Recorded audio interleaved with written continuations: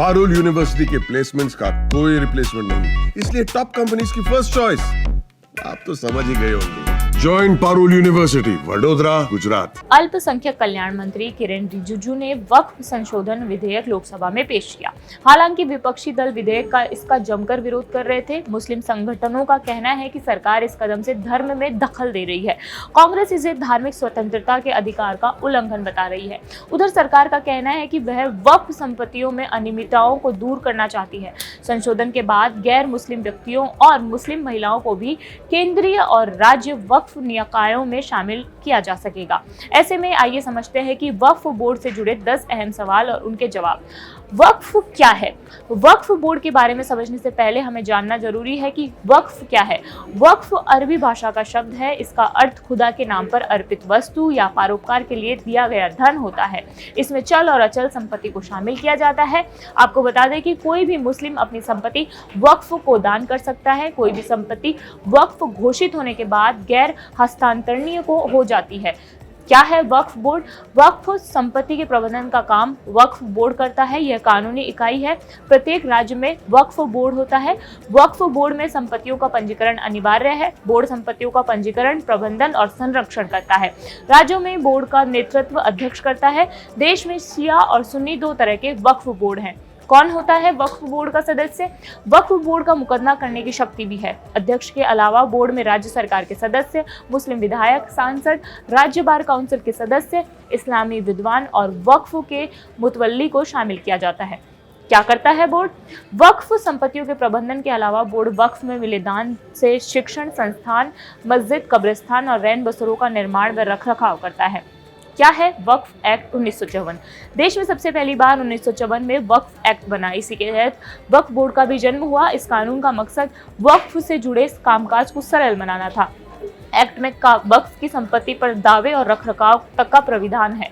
1955 में पहला संशोधन किया गया। 1955 में एक नया वक्फ बोर्ड अधिनियम बना। इसके तहत हर राज्य, केंद्र शासित प्रदेश में वक्फ बोर्ड बनाने की अनुमति दी गई। बाद में साल 2013 में इसमें संशोधन किया गया था।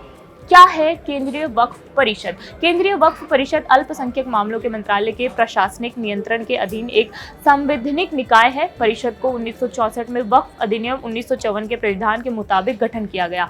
इस वक्फ बोर्डों की कार्यप्रणाली और ऑक्स प्रशासन से संबंधित मामलों में केंद्र सरकार के सलाहकार निकाय के रूप में स्थापित किया गया था।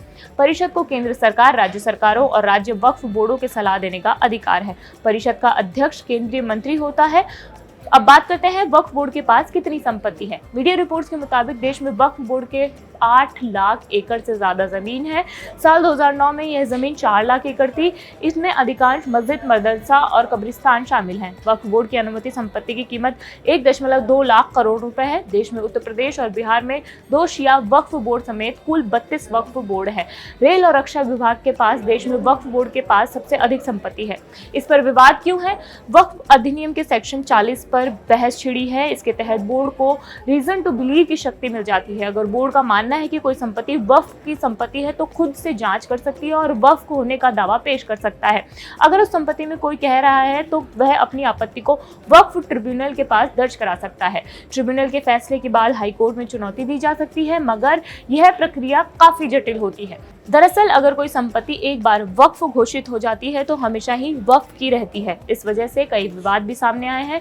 अब सरकार ऐसे ही विवादों से बचने की खातिर संशोधन विधेयक लेकर आई है। विधेयक के मुताबिक मुस्लिम महिलाओं को भी बोर्ड में प्रतिनिधित्व मिलेगा।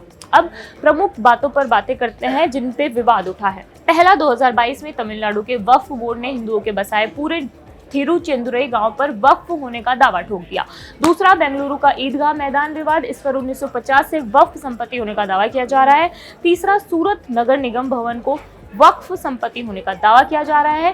तर्क यह है कि इसे मुगल काल में सराय के रूप में इस्तेमाल किया जाता था। चौथा, कोलकाता के Tollygunge club, royal Calcutta golf club और बेंगलुरु में आईटीसी विंडसर होटल के भी वक्फ भूमि होने का दावा किया जा रहा है। सरकार और विपक्ष का तर्क भी समझ लेते हैं। सरकार का तर्क है कि 1995 में वक्फ अधिनियम से जुड़ा मौजूदा विधेयक है। इसमें वक्फ बोर्ड को अधिक अधिकार मिले हैं। 2013 में संशोधन करके बोर्ड को असीमित स्वायत्तता प्रदान की गई है। सरकार का कहना है कि वक्फ बोर्डों पर माफियाओं का कब्जा है। सरकार का कहना है कि संशोधन से संविधान के किसी भी अनुच्छेद का उल्लंघन नहीं किया गया है। इससे मुस्लिम महिलाओं और बच्चों का कल्याण होगा। ओवैसी ने सरकार को मुसलमानों का दुश्मन बताया है। कांग्रेस ने इसे संविधान का उल्लंघन बताया, तो वहीं मायावती ने कहा है कि संकीर्ण राजनीति छोड़ राष्ट्र धर्म सरकार निभाए। आपकी इस खबर पर क्या राय है, हमें कमेंट बॉक्स में बताइए। मैं मनीषा हूं और ऐसी खबरें देखने के लिए देखते रहिए जागरण। शुक्रिया।